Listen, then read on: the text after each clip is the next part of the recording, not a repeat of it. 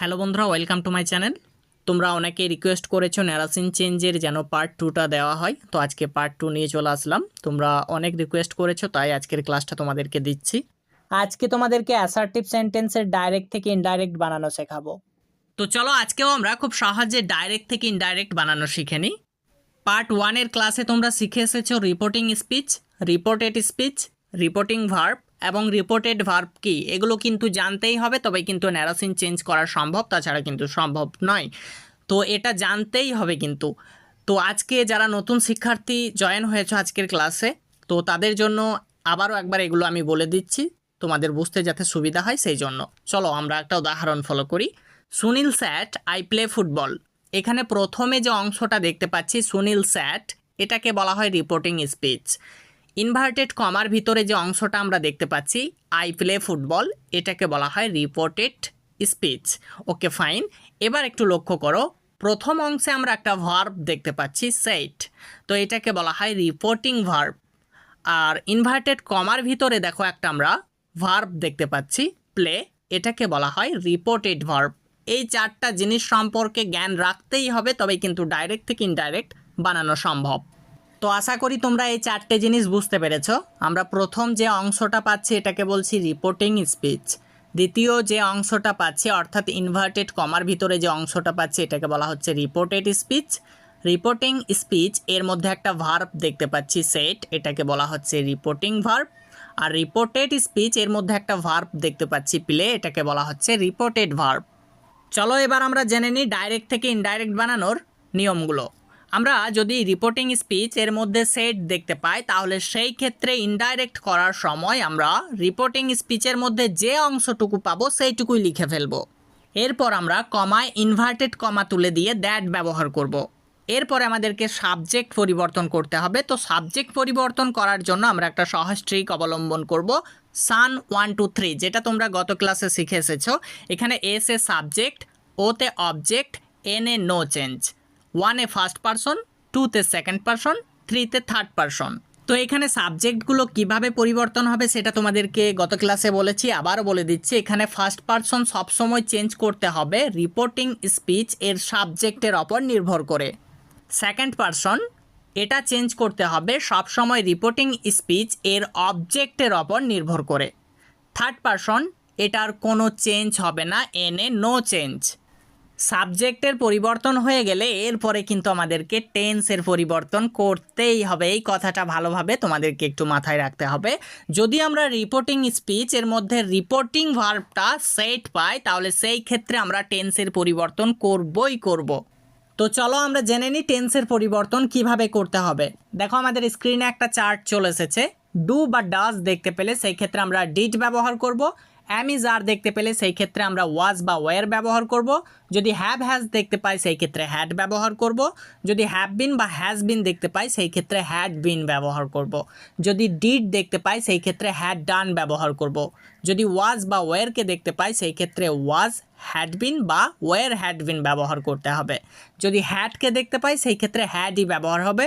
Had been দেখতে পেলে had বিনই ব্যবহার হবে।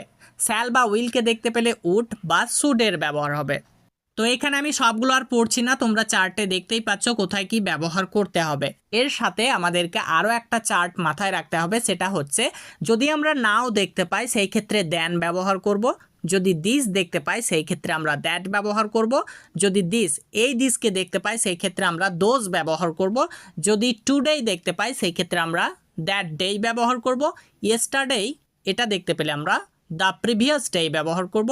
টুমরো দেখতে পেলে আমরা দ্য নেক্সট ডে ব্যবহার করব। লাস্ট ডে দেখতে পেলে সেক্ষেত্রে আমরা দ্য প্রিভিয়াস ডে ব্যবহার করব। নেক্সট ডে দেখতে পেলে দ্য ফলোয়িং ডে ব্যবহার করব। হেয়ার দেখতে পেলে দেয়ার ব্যবহার করব। কাম হেয়ার দেখতে পেলে গো দেয়ার ব্যবহার করব। তো এই দুইটা চার্ট তোমাদেরকে মাথায় রাখতেই হবে। এবার চলো আমরা উদাহরণ ফলো করি। দেখো আমাদের স্ক্রিনে উদাহরণ চলে এসেছে। Sunil said comma inverted comma I am playing football inverted comma says full stop. এটা কিন্তু ডাইরেক্টে আছে, কিভাবে বুঝলাম? কারণ ইনভার্টেড কমার ভিতরে যখনই কোনো অংশ থাকবে তখনই তোমরা বুঝে যাবে সেটা আছে ডাইরেক্টে। তো চলো এটাকে আমরা ইনডাইরেক্টে বানাই। কিভাবে বানাবো একটু আগে আমরা শিখলাম, যদি রিপোর্টিং স্পিচের মধ্যে সেইট খুঁজে পাই তাহলে সেই ক্ষেত্রে রিপোর্টিং স্পিচের মধ্যে যে অংশটা পাবো সেটাই বসিয়ে ফেলবো। তো এখানে আমরা পাচ্ছি সুনীল সেট, এটা আমরা বসিয়ে দিচ্ছি সুনীল সেট। এরপরে আমরা কমা এবং ইনভার্টেড কমা তুলে দিয়ে দ্যাট ব্যবহার করব বলেছি, তো আমরা দ্যাট বসাচ্ছি। এবার আমরা সাবজেক্ট পরিবর্তন করব সান এর নিয়ম অনুসারে। তো এখানে ফার্স্ট পারসন হচ্ছে আই, এই আইটা পরিবর্তন হবে আমরা বলেছি রিপোর্টিং স্পিচ এর সাবজেক্টের ওপর। তো রিপোর্টিং স্পিচের সাবজেক্টকে হ্যাঁ সুনীল, তো এখানে সুনীল হচ্ছে থার্ড পারসন আর আইটা হচ্ছে ফার্স্ট পারসন, তাহলে আমাদেরকে আইকে পরিবর্তন করতে হবে হিতে, তো আমরা হি বসিয়ে দিচ্ছি। এবার আমাদেরকে কিন্তু টেন্সের পরিবর্তন করতে হবে, তো তার জন্য আমরা চারটা ফলো করব। তো এখানে আমরা পেয়ে যাচ্ছি অ্যাম, তো এখানে আমরা হি পেয়েছি তাই আমরা জানি হি এর পরে ওয়াজ ব্যবহার করতে হয়, তো আমরা ওয়াজ বসিয়ে দিচ্ছি।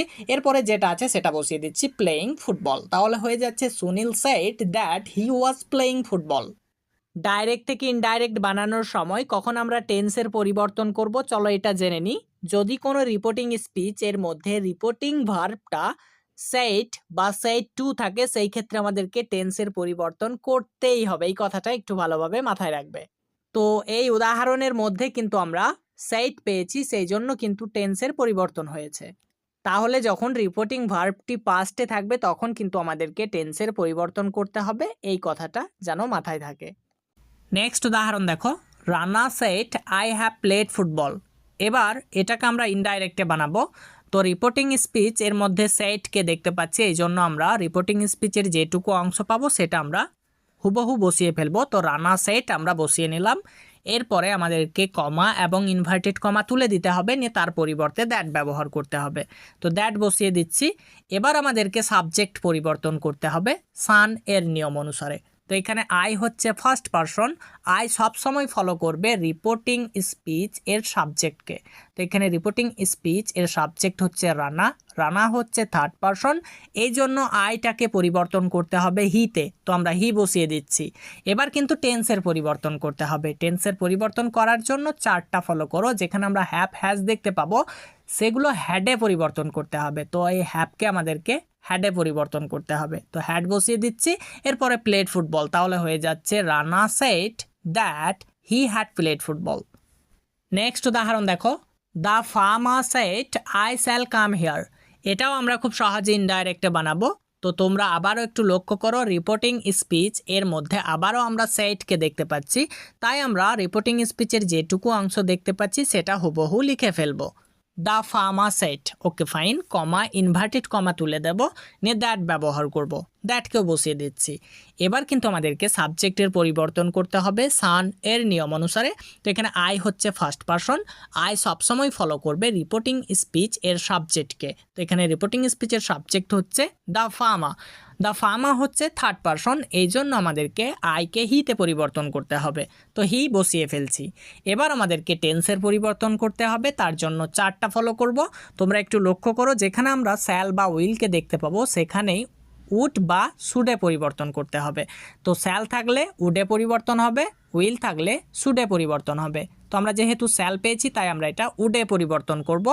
এবার তোমরা দেখো আমরা দেখতে পাচ্ছি কাম হিয়ার, তো কাম হিয়ারকে পরিবর্তন করতে হবে কিসে, এই চারটা তোমরা একটু লক্ষ্য করো। কাম হিয়ার থাকলে সেটা হবে গো দেয়ার, তো আমরা গো দেয়ার বসিয়ে ফেলছি, তাহলে হয়ে যাচ্ছে the farmer said that he would go দেয়ার।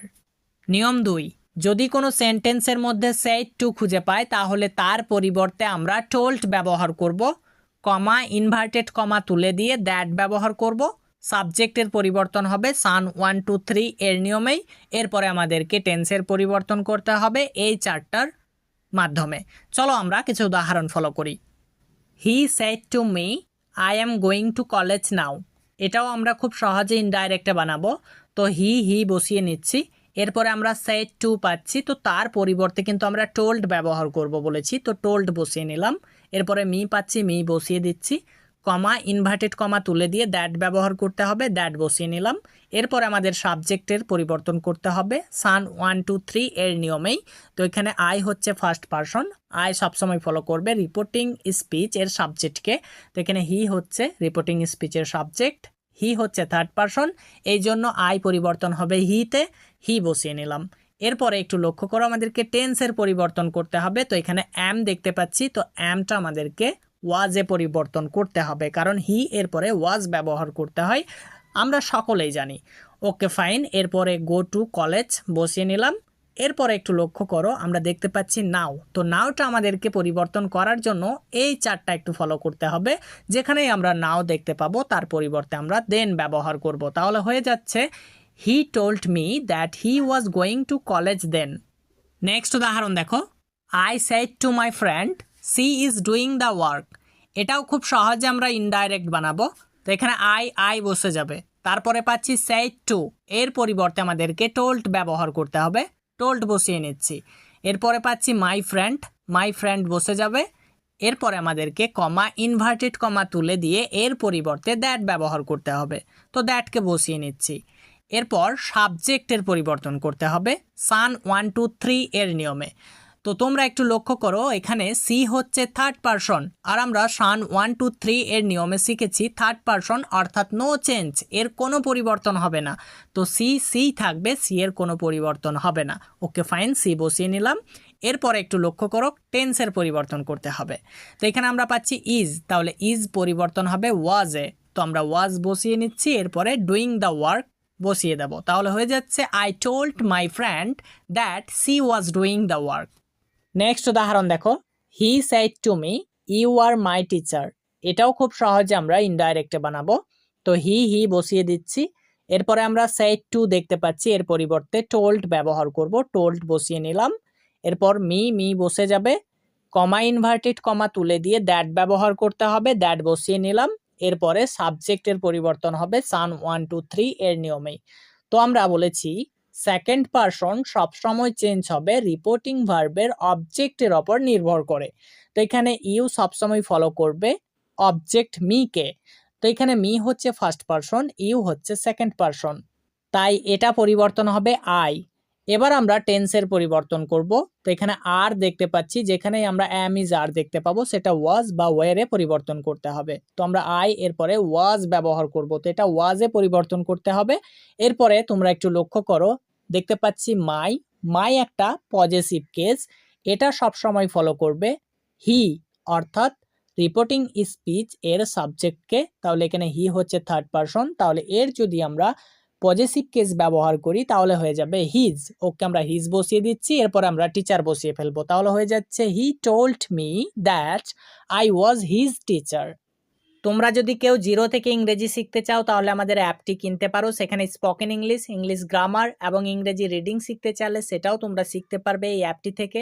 অ্যাপটি কেনার জন্য আমার সাথে হোয়াটসঅ্যাপে যোগাযোগ করতে পারো, নাম্বারটা আমি স্ক্রিনে দিয়ে রাখছি, এই নাম্বারে তোমরা আমার সাথে হোয়াটসঅ্যাপে যোগাযোগ করতে পারো।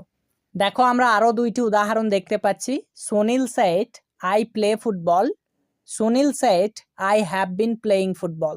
এই দুইটার অ্যান্সার কি হবে অবশ্যই তোমরা কমেন্টের মধ্যে জানাও, আমি দেখতে চাই তোমরা আজকের ক্লাস থেকে কতটা আয়ত্ত করতে পেরেছো।